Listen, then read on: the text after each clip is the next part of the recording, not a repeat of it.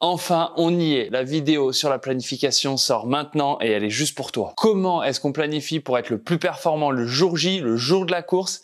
Et bah, c'est justement ce qu'on va voir dans cette vidéo. Pour que tu planifies de la meilleure des façons possibles, il est important que tu connaisses plusieurs points. Premier point, tu dois te connaître. Tu dois savoir quels sont tes points faibles et quels sont tes points forts. Ça, c'est vraiment le truc le plus important.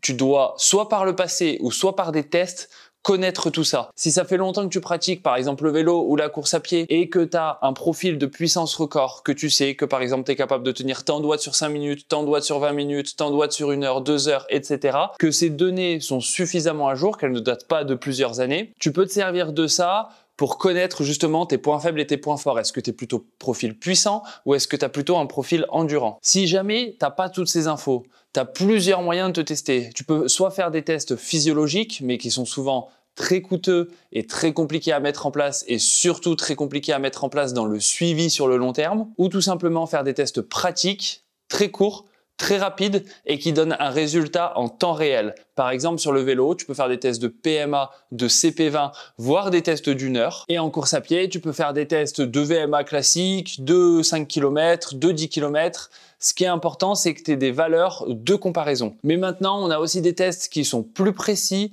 plus fiables et qui te permettent surtout d'avoir un profil qui est plus élaboré, plus précis et plus proche de la réalité, à savoir la vitesse critique pour la course à pied et aussi pour la natation et la puissance critique pour le vélo. Ces données peuvent être calculées aussi grâce à des tests, donc tu vas faire différents tests et ensuite rentrer un modèle de calcul.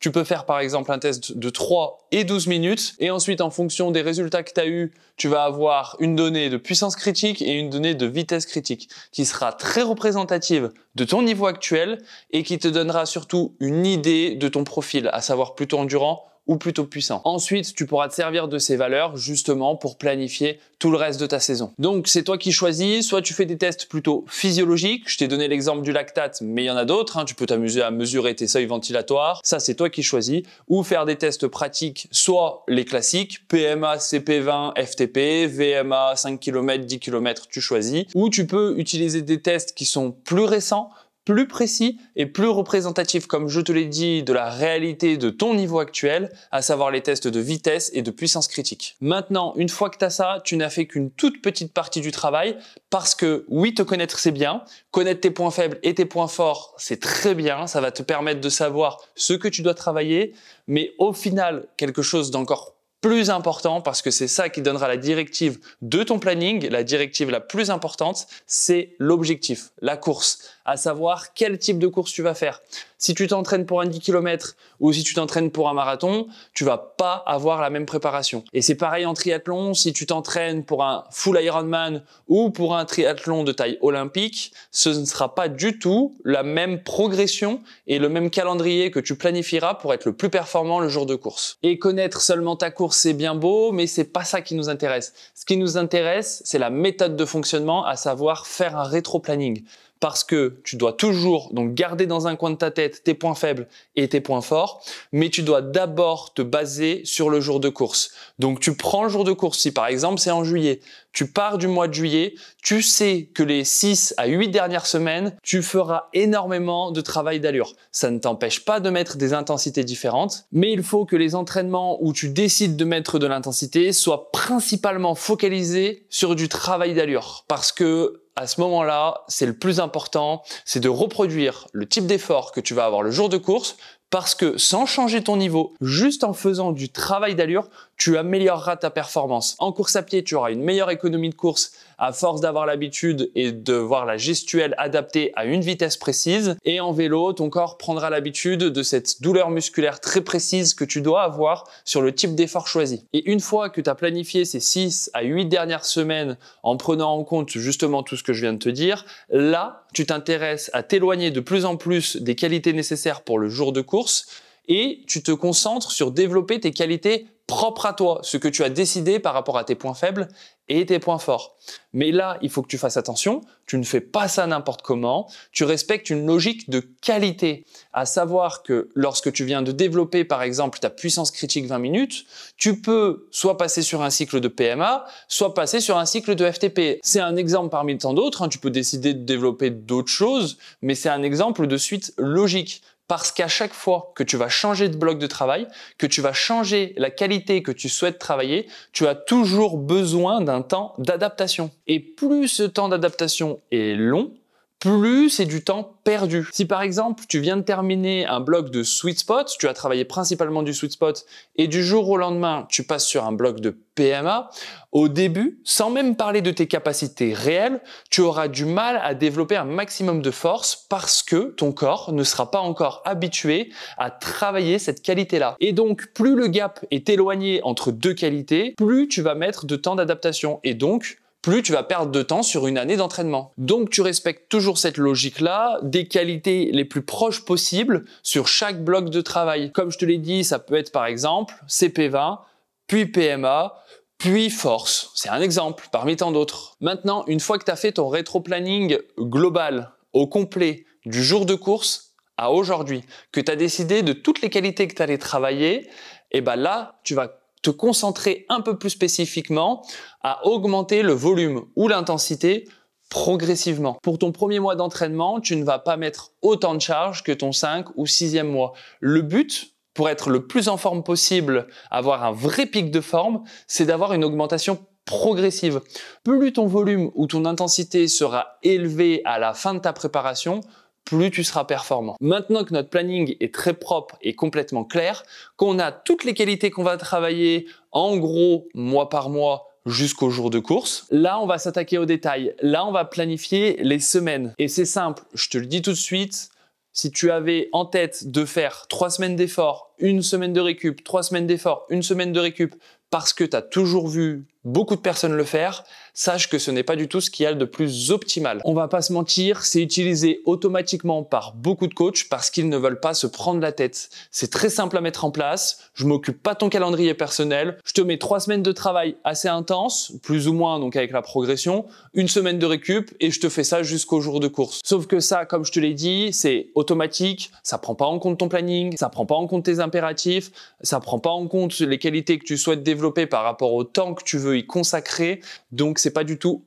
optimal. De temps en temps, par chance, ça peut être optimal. Ça peut tomber dans ton type de calendrier, ça peut tomber pile pour le jour de course, mais pour beaucoup, 90% des personnes, c'est pas forcément ce qui est le plus optimal. Et donc, cette fois-ci, tu vas décider de ta répartition en fonction de tes jours de congé par exemple, des vacances scolaires si tu as des enfants, des impératifs familiaux que tu peux avoir. Tu prends tout ça en compte. Pour te prendre un exemple, si on commence une préparation maintenant, que pendant tes semaines de vacances, toi, tu as la possibilité de t'entraîner beaucoup. Que je te dis, là, on fait du 3 semaines, 1 semaine. On se prend pas la tête. Donc, à partir d'aujourd'hui, c'est 3 semaines. Je te prépare tes 3 semaines intenses. Semaine de récup, 3 semaines intenses, semaine de récup. Et là, comme par hasard, la semaine de récup tombe sur tes vacances. Alors que les vacances est un moment où tu as beaucoup de repos, tu peux te permettre de t'entraîner beaucoup et en plus de ça, ça te fait plaisir. Donc là, on y est, le planning des entraînements n'est pas du tout adapté à ton planning personnel. On perd du temps, on perd de la progression, c'est un raté complet pour être le plus performant le jour de course. Maintenant, on avance un petit peu plus dans notre planification complète puisqu'on a déjà toutes les qualités à travailler, en fonction du jour de course, de tes points faibles et de tes points forts. On a toutes les semaines qui sont planifiées, à savoir les semaines avec plus de travail, les semaines avec moins de travail pour récupérer un peu. Maintenant, il faut savoir combien d'entraînements est-ce qu'on peut mettre dans notre semaine. Et là, encore une fois, même principe. Tu prends ton planning, tu prends tes impératifs, tu ne te mens pas et tu mets ce que tu peux. Si tu peux faire 8 entraînements dans la semaine, t'en fais 8. Si tu peux en faire 10, t'en fais 10, etc., etc.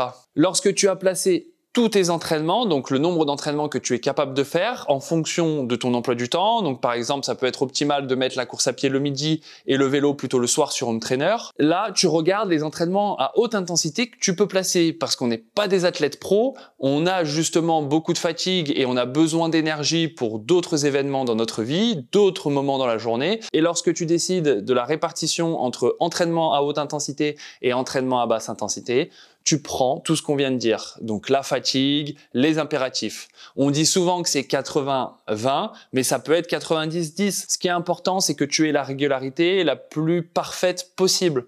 Plus tu t'entraînes fréquemment, plus tu es régulier, plus tu progresseras. Si tu commences à me mettre, par exemple, 8 entraînements au total dans la semaine et 3 entraînements à haute intensité, mais que tu travailles 55 heures, que tu as des enfants et que tu n'arrives pas à tenir, il y a des semaines, ça va péter et tu vas avoir de gros problèmes. C'est pas ce qu'on veut. Donc, choisis bien avec parcimonie le dosage en entraînement à haute intensité par rapport à toi et pas seulement par rapport aux règles aussi bien physiologiques et mécaniques qu'on peut souvent te citer pour faire la meilleure planification possible. Et là, normalement, tout est bon. La préparation, elle est terminée, elle est validée, elle est adaptée à toi, tes points faibles et tes points forts, en fonction de ta course, adaptée aussi à ton planning, tes impératifs. On oublie les 3 semaines, 1 semaine qui sont pondues par les 3/4 des coachs pour leurs athlètes et qui ne prennent pas du tout en compte tout ce qu'on vient de dire. Tes semaines sont planifiées pour que tu puisses tenir tous tes entraînements, pas trop intense pour pas te cramer, mais suffisamment pour pouvoir progresser. Et donc maintenant, il te reste plus qu'à aller t'entraîner, à respecter ce que tu viens de faire parce que c'est important. Si tu t'es mis à tout préparer, mais que tu ne respectes pas ce que tu as prévu, eh ben, c'est du temps perdu, de la progression perdue. Et si tu respectes tout ça, tu verras que sur tes prochaines courses, tes chronos, tu vas les exploser. Et la vidéo touche à sa fin. Maintenant, normalement, tu as réussi à faire la planification aux petits oignons que tu t'es prévu pour ta prochaine course. Et tu verras, si tu respectes tout ça, tu vas exploser tes chronos. Si cette vidéo t'a plu, tu peux liker, ça m'aide beaucoup. Enfin, c'est pas tu peux, c'est tu vas liker parce que ça m'aide vraiment beaucoup dans le référencement.